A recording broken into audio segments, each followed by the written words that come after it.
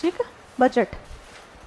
संविधान ने बजट को वार्षिक वित्तीय विवरण कहा है। दूसरे शब्दों में बजट शब्द का संविधान में कहीं भी उल्लेख नहीं है। देखो, बहुत सारे ऐसे वर्ड है जो कॉन्स्टिट्यूशन में मेंशन नहीं है। अब थोड़ा पीछे जाते हैं, बताओ, बजट मेंशन नहीं है, बजट शब्द नहीं दिया हुआ है। इससे पहले हमने पढ़ा था ऑफिस ऑफ प्रॉफिट, लाभ का पद, वो नाम दिया हुआ लेकिन उसकी परिभाषा कहीं नहीं दी हुई है। ठीक है, उससे पहले हमने पढ़ा था बेसिक स्ट्रक्चर, मूल ढांचा, ये भी आपका कहीं दिया हुआ नहीं है। तो ये आप चीज़ें ऐड करते जाओ कि कहाँ कहाँ पे क्या नहीं है। तो बजट शब्द जो है वो आपका कहीं दिया हुआ नहीं है। वार्षिक वित्तीय विवरण का उल्लेख संविधान के अनुच्छेद 112 में किया हुआ है। विवरण का उल्लेख संविधान के 112 आर्टिकल में किया हुआ है। लिखा आपने गौरव? क्या लिखा है? कॉन्स्टिट्यूशन में बजट कहीं भी मेंशन नहीं है, ये लिख लो। कॉन्स्टिट्यूशन में बजट को एनुअल फाइनेंशियल स्टेटमेंट का नाम दिया हुआ है। एनुअल फाइनेंशियल स्टेटमेंट, बजट को एनुअल फाइनेंशियल स्टेटमेंट कहते हैं। और ये डिस्क्रिप्शन आपका किस में है? आर्टिकल 112 के अंदर है।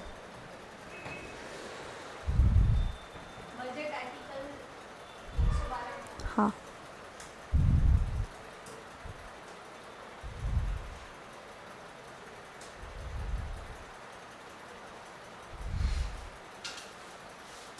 इसमें सभी तरह का विवरण होगा। कितना खर्च करना है ना, कितना पैसा आएगा, सभी तरह के खर्च का विवरण का ब्यौरा है पूरा। कहाँ पर कितना करना है, कैसे कैसे हम करेंगे। इसमें एक लाइन लिख लो कि बजट में राजस्व पूंजी, बजट में राजस्व कॉमा खर्च का विवरण होता है। Revenue and expenditure.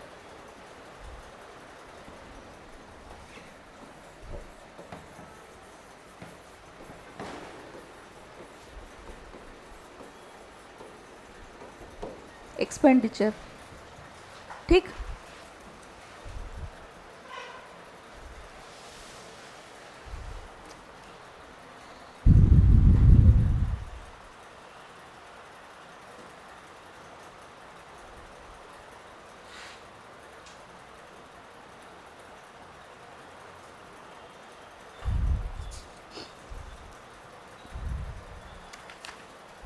चलो, अब इसमें हम देखेंगे कि स्टेज किस तरह से बजट को है वो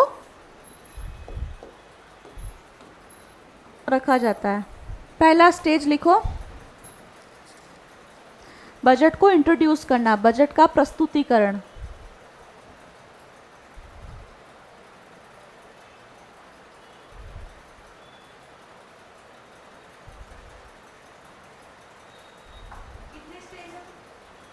पाँच, 6, बजट का प्रस्तुतिकरण। हाँ, बजट किस तरह से हाउस में रखा जाता है और पारित होता है, पास होता है, डिस्कस होता है। जैसे बिल प्रक्रिया, जैसे हमने बिल की प्रक्रिया पढ़ी थी, वैसे ही बजट का भी एक प्रोसेस है। तो उसमें ये 6 स्टेजेस है। पहली स्टेज है बजट का प्रस्तुतिकरण, बजट को इंट्रोड्यूस करना।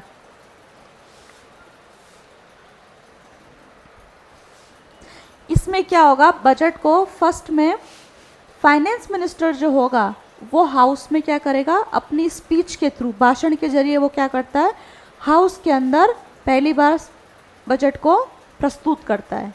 भाषण के जरिए वो पढ़ के सुनाता है।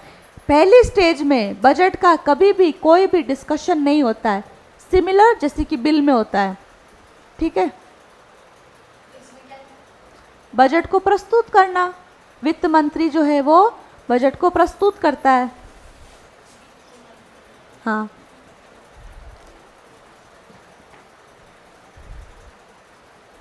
अभी तक क्या होता था, 2017 से पहले बजट को हमेशा फरवरी के एंड में रखा जाता था।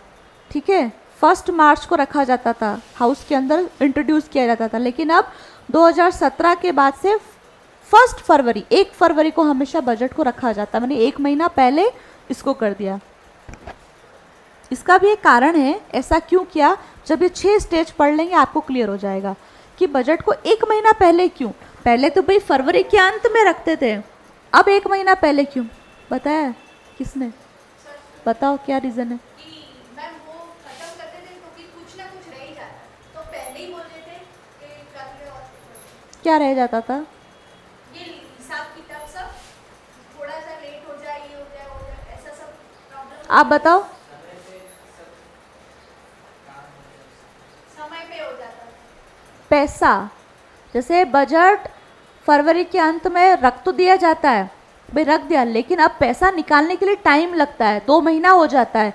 बजट तो रख दिया लेकिन पैसा हाउस को 2 महीने बाद मिलता है, तो तब तक वो जो 2 महीने होते हैं हम पैसा कहाँ से खर्च करें, उसके लिए अलग से पैसा उनको देना पड़ता है।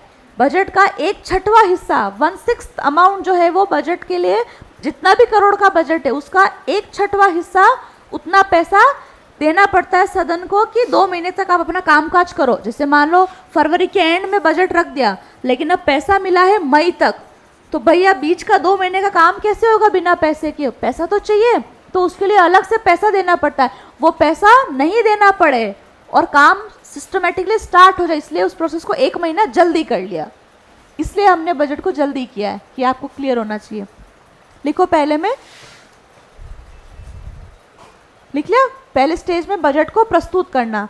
कौन प्रस्तुत करता है, हाँ, भाषण देता है, भाषण के जरिए वो पूरा पढ़ता है, पढ़ के सुनाता है। बिल में भी क्या होता है, पढ़ के सुनाया जाता है, बजट में भी इसको पढ़ के सुनाया जाएगा, फर्स्ट स्टेज। दूसरे स्टेज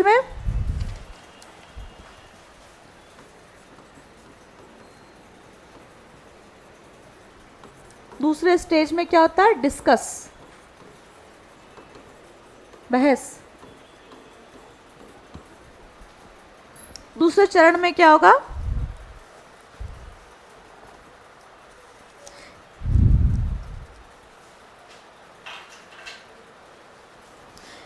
पहले स्टेज में हाउस में बजट को रख दिया, उसके बाद क्या होता है कि हाउस के अंदर इस बजट के ऊपर बहस चलती है, डिस्कशन चलता है कि इसमें क्या होना चाहिए, नहीं होना चाहिए, कितना पैसा देना चाहिए, नहीं देना चाहिए, अलग अलग तरह की क्या होती है, सब अपना अपना पॉइंट रखते, डिस्कशन, हर बात पे डिस्कशन हुए बगैर वो चीज़ पारित नहीं होती है। तो डिस्कशन जो है वो आपका दूसरे स्टेज में होगा।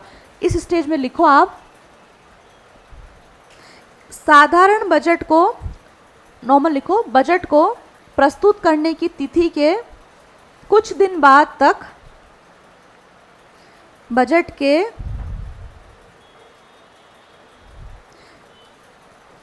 को प्रस्तुत करने की तिथि के कुछ दिन बाद तक बजट पर आम बहस चलती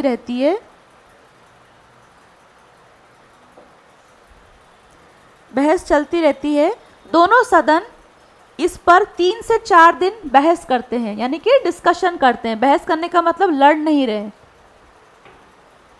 3 से 4 दिन बहस करते हैं।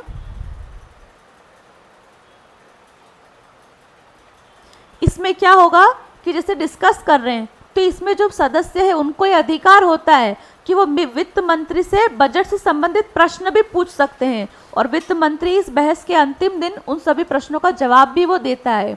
इसमें ये भी लिख लो कि इस चरण में संबंधित प्रश्नों को भी उठाया जा सकता है। फिर लिखो, और बहस के अंत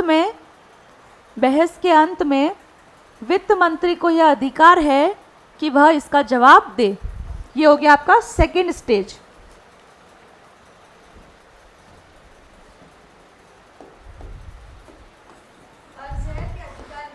हाँ,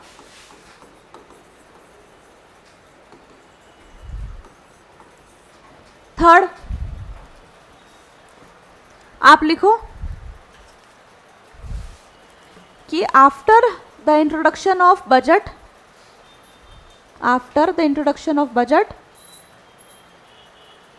discussions are held for 2 to 3 days.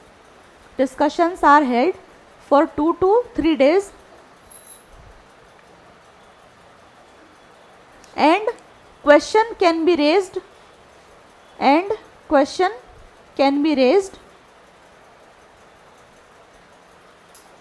full stop. At the end of the discussion, finance minister have to reply to all these questions. तीसरा लिखो, तीसरा स्टेज, विभागीय समितियों द्वारा जांच।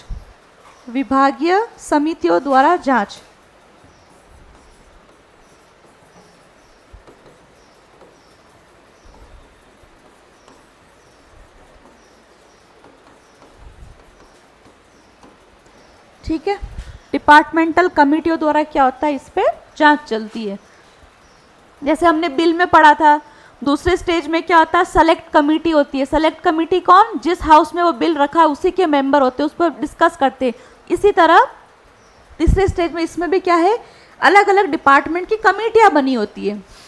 ठीक है, शिक्षा विभाग, बहुत सारे विभाग होते हैं, मंत्रालय के अंदर विभाग अलग अलग, तो उसके अंदर क्या होता है, कमेटियां बनी होती है। जैसे हमने क्या कहा कि बजट रख रहे हो, बजट में क्या होता है, सभी को वो बजट प्रभावित करता है।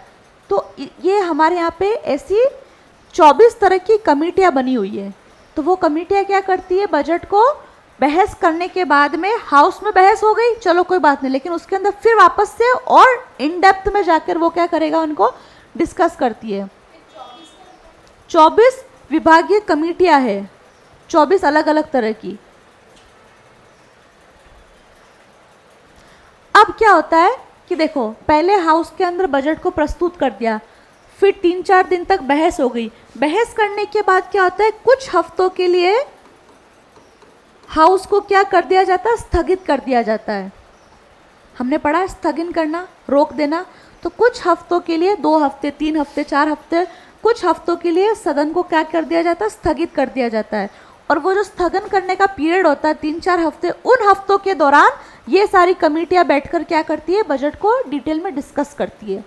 स्थगन किया उस दौरान कि काम क्या होता है कि इस बजट को और भी, देखो हाउस के अंदर जो बहस हो रही है वो क्या हो रही है, एक आम बहस हो रही है, भाई आपने बोला, मैंने बोला, ठीक है। लेकिन ये जो कमेटियां डिस्कस करती है वो एकदम स्पेशलाइज्ड तरीके से करती है। इसमें ये होगा तो क्यों होगा, ये नहीं होगा तो क्यों होगा, एकदम जड़ तक डिटेल में डिस्कस करेगा। तो उसके लिए क्या होता है, हाउस को कुछ हफ्ते के लिए क्या रखा जाता है, स्थगित किया जाता है। और इनके अंदर जो मेंबर होते हैं वो कौन होते हैं, वो हाउस के ही मेंबर होते हैं ना। कमेटियां, हाउस के अंदर कमेटी, तो भाई कौन है, वो 550 जो मेंबर है वही होते हैं, अलग अलग कमेटियों के मेंबर होते हैं कुछ मेंबर। तो वो वापस इसको डिटेल से चर्चा करते हैं। एक होता है ना कि आम जन की राय ली, एक हुआ घर के अंदर 10 लोग हैं, 10 की राय ले ली, तो वो तो हो गई आम बहस हो गई। फिर क्या होता है, अलग से एक गुप्त मीटिंग और होती है जिसमें दादा दादी, कुछ बड़े बड़े मेंबर, वो आपस इसको डिस्कस करते। तो आप इसको ऐसे ही समझो। फिर ये वो आपका तीसरा स्टेज। हाँ, इसमें क्या होता है कि ये कमेटियां जो होती है वो जांच करती है, पड़ताल करती है। उसके बाद वो क्या करती है, एक रिपोर्ट पेश करती है, सदन के अंदर रिपोर्ट पेश करती है। अलग अलग तरह की कमेटियां हैं, वो अपनी क्या करेगा, एक रिपोर्ट पेश करेगा। कब, जब हाउस फिर से लगेगा। कुछ हफ्तों के लिए स्थगित कर दिया, इनकी रिपोर्ट तैयार हो गई, तो हाउस फिर से जो है वो उसका काम स्टार्ट करेगा। और उस टाइम पे ये अपनी रिपोर्ट को जो क्या करेगा, रिपोर्ट क्या, जो बजट से रिलेटेड जो भी इन्होंने जांच की उनकी एक अलग अलग रिपोर्ट बनेगी। 24 कमेटियां तो उतनी अलग अलग तरह की एक रिपोर्ट पेश करते कि भाई हमने इस बजट से ये अनुमान लगाया। ठीक, तो ये हुआ आपका तीसरा चरण। चौथा स्टेज, अनुदान की मांगों पर मतदान।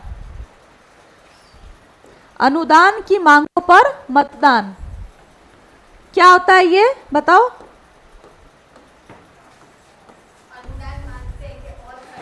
Vote on demand for grant. अनुदान की मांग पर मतदान, बताओ क्या होता है। हो ही नहीं सकता ये आपको बजट पढ़ाया हो और आपको ये नहीं पढ़ाया हो। मैम जैसे कि खर्चा खत्म हो और पैसा चाहिए तो अनुदान मांग, नहीं सॉरी मैम सॉरी, किसी राज्य को देना अनुदान मांग है।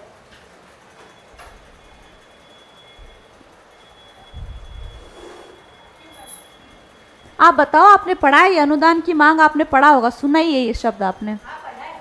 बताओ। आप जो बोल रहे हो वो वोट ऑन अकाउंट है, अलग है वो।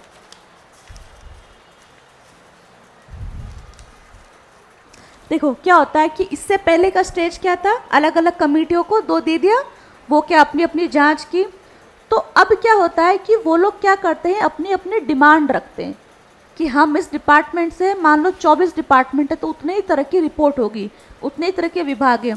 तो अलग अलग विभाग क्या करता है, अपनी अपनी डिमांड रखता है कि हमारे विभाग को इतना पैसा चाहिए, हमारे विभाग को इतना पैसा चाहिए। तो वो क्या करता है, अपनी अपनी मांग प्रस्तुत करता है। सुनो, अपनी अपनी मांग प्रस्तुत की संसद के समक्ष, फिर संसद क्या करता है, उनको अनुमति देता है। तो हो गया ना, मांग प्रस्तुत करने के दौरान उनको हम एक अनुदान दे रहे, अपनी अपनी मांग रखता है वो। डिपार्टमेंट कमेटियों ने जांच कर ली कि भाई हर डिपार्टमेंट की अलग अलग ज़रूरतें होती है। एक जो बजट रखा है वो क्या रखा है, एक जनरल बजट रखा होता है कि हमारे देश में इतना पैसा होना चाहिए, इतना होना चाहिए। लेकिन अब उसके अंदर भी तो कुछ होता होगा, इन डेप्थ चीज़ें भी तो होती होगी। तो वो सब काम किसका होता है, डिपार्टमेंट कमेटियों का होता है कि अच्छा इतना पैसा आप दे रहे हो तो यहाँ पे होना चाहिए, इतना होना चाहिए, हमें यहाँ पे इसकी और ज़रूरत है, इस चीज़ को कम करो, इस चीज़ को ऐड करो। तो वो क्या करती है, अलग अलग कमेटियाँ अपनी मांग को प्रस्तुत करता है। ठीक है, अपनी अपनी मांग रखता है, हर डिपार्टमेंट अपनी अपनी मांग रखता है।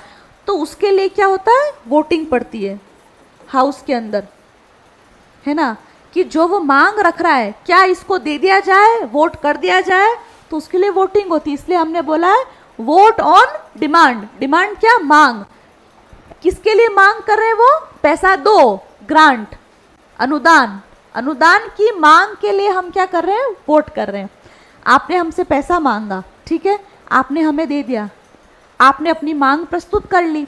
अब हम क्या करेंगे, हाउस के अंदर आपने जो मांग करी है क्या वो वाजिब है या नहीं, उसके लिए क्या करेंगे हम, वोट। जैसे ही वोट पड़ जाएंगे, ओके हो जाएगा, तो आपने जो पैसा मांगा है वो हम आपको क्या कर देंगे, अनुदान कर देंगे। तो ये हो गया ना, अनुदान की मांग पर वोट। मैम इसमें लिखा अलग अलग विभागों द्वारा अपनी अपनी मांग के अनुसार अनुदान की मांग प्रस्तुत करता है, अलग हाँ, विभाग करता है। ये अधिकार सिर्फ और सिर्फ ये जो प्रोसेस है अनुदान की मांग पर वोट, ये सिर्फ लोकसभा के अंदर होता है। राज्यसभा के अंदर ये तीसरा स्टेज नहीं होता है। हालांकि डिस्कस करेगा दोनों सदन के अंदर। दूसरी स्टेज क्या थी, आम बहस, वो आम बहस दोनों में होगी। लेकिन क्योंकि देखो यहाँ पे वही बात हो गई ना, पैसा, पैसा आ गया ना, तो ये वाला, ये जो पावर है ये वोट करने का, ये सिर्फ और सिर्फ लोकसभा के पास है। वोट मतलब देना है क्या नहीं, बिल्कुल देना है। वोट मतलब क्या है, देना है कि नहीं देना, उसके लिए अग्रीमेंट, आप अग्री कर रहे हो। तो ये वाला जो तीसरा वाला जो ये प्रोसेस है, हालांकि बजट डिस्कस दोनों हाउस में हुआ होगा, है ना, लेकिन ये इसके लिए फाइनल वोटिंग जो है वो आपकी लोकसभा के अंदर होगी। इस यहाँ पे क्या हो गया, लोकसभा पावरफुल हो गया। आपको ये ध्यान रखना है कहाँ कहाँ पर। लोकसभा में तो बीजेपी है, हाँ तो कांग्रेस जैसे राजस्थान हाँ में कांग्रेस है, तो कहीं ना कहीं ये लोग हल नहीं करते कि जैसे इन्होंने मांगा गहलोत जी ने का हमको इतना चाहिए, तो ना करके पारित ही ना करे, ऐसा होता है। स्टेट का अपना अलग बजट होता है ना, ये केंद्रीय बजट हो गया जो पूरे देश पे यूनिवर्सल लागू होगा। उसी तरह राज्य भी अपना अपना बजट लेके आते हैं। हाँ वही तो मैं हाँ, तो लोकसभा भी के पास ही है ना। मैं क्या बोल रही हूँ, ये अपन केंद्रीय बजट पढ़ रहे हैं, ठीक है।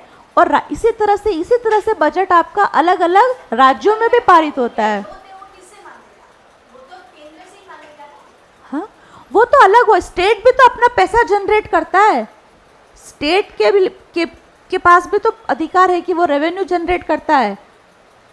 जैसे स्टेट हाईवे हो गए, स्टेट अनुदान की मांग नहीं करता, उसका फिक्स है कि उसको इतना मिलेगा ही। आप इसको स्टेट में कंफ्यूज मत करो, ये हम सेंट्रल बजट पढ़ रहे हैं, हाँ वो तो मैं समझ गई। ठीक है।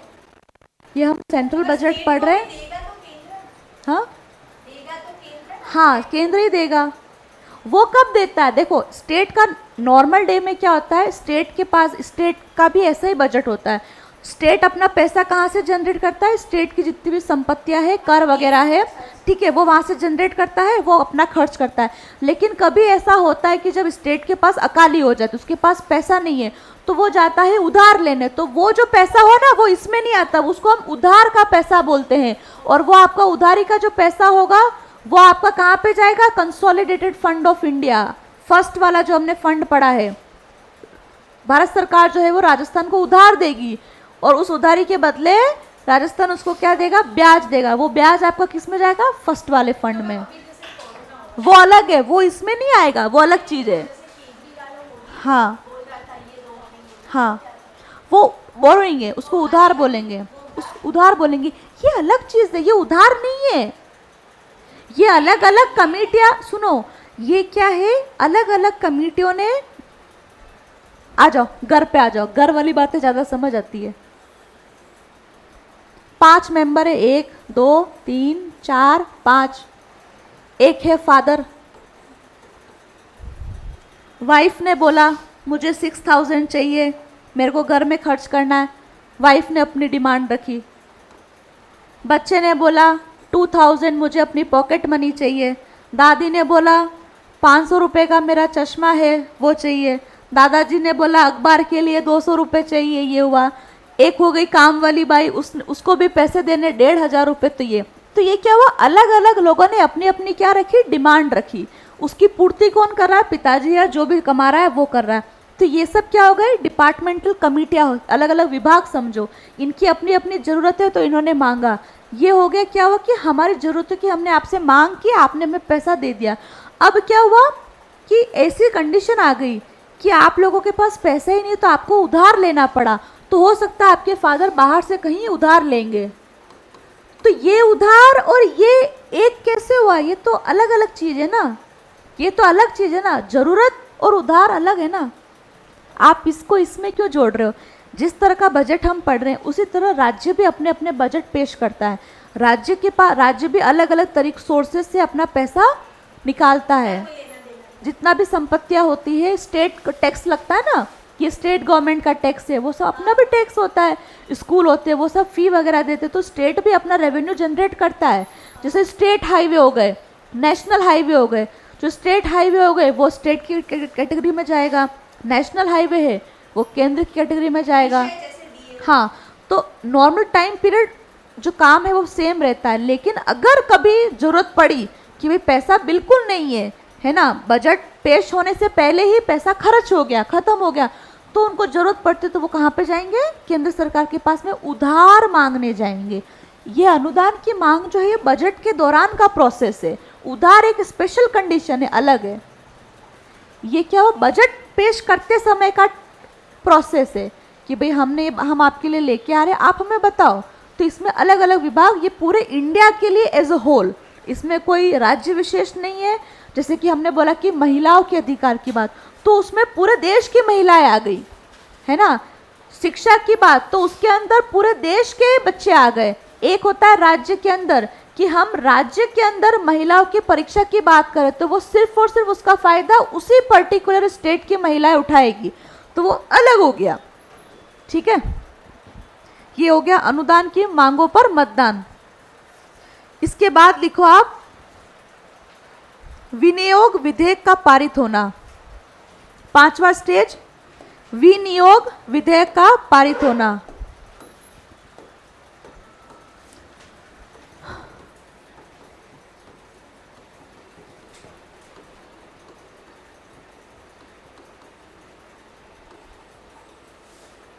विनियोग विधेयक का पारित होना।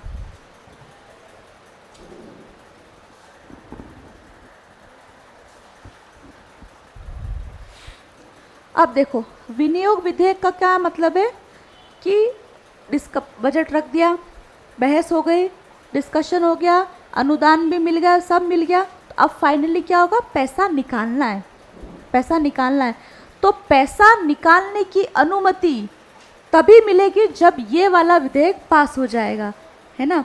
अब देखो यहाँ पे आप इसको मनी बिल से कंपेयर करके कंफ्यूज मत होना। मनी बिल से भी हम पैसा निकाल रहे हैं, इससे भी हम पैसा निकालें, लेकिन दोनों का समय अलग अलग है। ये वाला विधेयक सिर्फ बजट के दौरान पेश होगा और मनी बिल कभी भी लाया जा सकता है। ठीक है, जैसे मान लो बजट में हमने बोला है कि 500 करोड़ का जो पैसा है वो महिलाओं के लिए होना चाहिए, तो पैसा निकालना है, हमने बोल दिया 500 करोड़, लेकिन निकालना भी तो है, तो निकालने के लिए ये वाला बिल पारित किया जाता है। लेकिन अब मान लो कि साल के बीच में ही 500 करोड़ खत्म हो गया, 50 करोड़ की और ज़रूरत है, तो उसके लिए अलग से मनी बिल लाया जाएगा। ये सिर्फ बजट के दौरान जो खर्चे हमने आपको दिए हैं, उन खर्चों के लिए पैसा निकालने के लिए इस बिल को पास किया जाता है। ठीक है, और मनी बिल साल में कभी भी लाया जा सकता है, ये वाला बिल साल में कभी भी नहीं लाएंगे। ये सिर्फ बजट की जो मांगे हमने रखी है, वो पैसा हम उनसे निकाल सके, उसके लिए एप्रोप्रिएशन बिल का पारित हो जाने का मतलब है कि संसद को ये पावर मिल गया कि आप पैसा निकाल सकते हो। पैसा कहाँ से निकाल रहे हैं? Consolidated fund of India. ठीक है, कंसोलिडेटेड फंड से पैसा निकाल रहे हैं बजट के दौरान ही बिल्कुल। आते हैं। हाँ और ये अगर पैसा खत्म हो गया हाँ तो हमें मानना है तो भरनी देना। हाँ, मान लो पैसा खत्म हो गया भाई, और जरूरत है, जो टास्क हमने दिया, आपने दिया, वो पूरा नहीं हो पाया, पैसा खत्म हो गया, तो पैसा तो चाहिए ना, तो वो पैसा निकालने के लिए, उसके लिए जो बिल लाया जाएगा उसको हम मनी बिल की कैटेगरी में डालेंगे। तो क्या हो गया, ये दोनों है एक ही, लेकिन वो कभी भी पारित होगा, और ये सिर्फ और सिर्फ बजट के दौरान पारित होगा। मतलब बजट के अंदर जो खर्चे हमने आपको दिए हैं, वो खर्चे निकालने के लिए जो बिल लाया जाएगा उसको हम कहेंगे एप्रोप्रिएशन बिल। ठीक है, ये बजट के दौरान ही लाया जाता है। लास्ट स्टेज,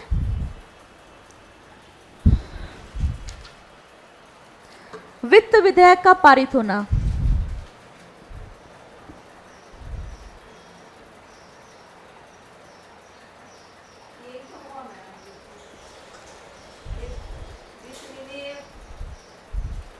ये तो वह खर्चों को निकाल रहा है। ठीक है, और फाइनली इसके बाद एक और बिल पास होता है, फाइनेंस बिल। तो उस बिल का पास होने का मतलब ये है कि हमने पूरे बजट को फाइनली पास कर दिया, बजट को एक तरह से हम अनुमति दे रहे हैं। ठीक है, लास्ट वाला है फाइनेंस बिल। इसमें इसका मतलब ये है कि इस पर बजट की जितने भी सारी शर्तें हैं, वित्त विधेयक पास होना मतलब फाइनली बजट पास हो गया है, बस ये हुआ।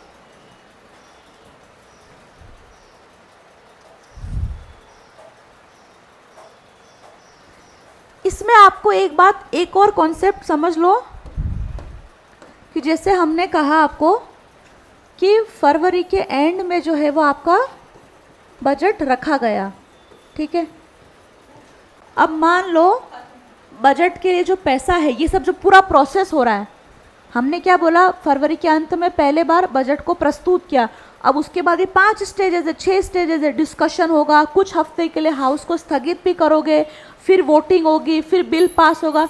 मान लो वो प्रोसेस करने में 2 महीने लग गए। 6 स्टेज है ना, 6 स्टेज में एक ही दिन में तो नहीं होगी, टाइम लगेगा ना, मीटिंग होगी, बैठक होगी, सवाल जवाब होंगे, फिर वोट होगा। हाउस को कुछ हफ्ते के लिए हमने दूसरी स्टेज के बाद स्थगित भी रखा है, तो उसमें समय लगता है। तो ये सारा कंप्लीट होने में समय लग गया मान लो 2 महीने। ठीक है, तो 2 महीने तक, अब वो फाइनेंशियल ईयर तो स्टार्ट हो गया है ना, 2022 मार्च से स्टार्ट हो गया, तो मार्च, अप्रैल, मान लो मई तक पैसा आया, तो इन 2 महीने वो सारा कामकाज कैसे करेंगे? अगर मान लो बजट में रखा है 1 फरवरी, बजट में रखा है कि अप्रैल तक हम ये सुविधा कर देंगे, तो भाई अप्रैल तक पैसा तो चाहिए ना, पैसा कहाँ है? पैसा तो हमें ग्रांट हुआ ही नहीं, अभी तक बजट पास हुआ ही नहीं पूरा कंप्लीट, तो पैसा तो चाहिए। तो उसके लिए भी व्यवस्था है। उसके लिए व्यवस्था क्या करते हैं कि जो टोटल बजट का खर्चा है, उसका 1/6 पैसा, 1/6 अमाउंट ऑफ मनी जो है वो इन 2 महीने के खर्च के लिए अलोकेट किया जाता है। ठीक है, इसको बोलते हैं vote on account. Vote on account क्या होता है कि बजट प्रस्तुत करने से लगाकर बजट कंप्लीटली पारित हो तब तक के काम को सुनिश्चित करने के लिए पैसा दिया जाता है उसको हम कहते हैं वोट ऑन अकाउंट। और वो पैसा कितना होता है? टोटल बजट का 1/6 अमाउंट, ठीक है, 1/6 अमाउंट। हाँ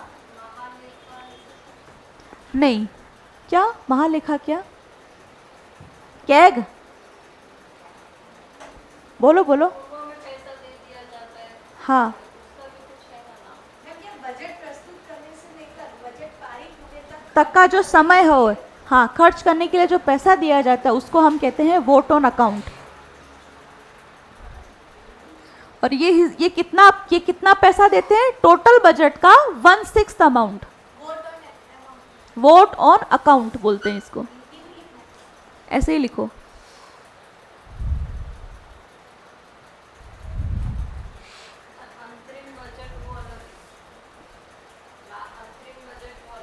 नहीं, वो अलग है, वो अलग है।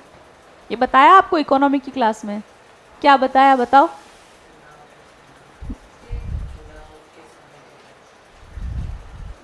पूरा डिस्कस करो।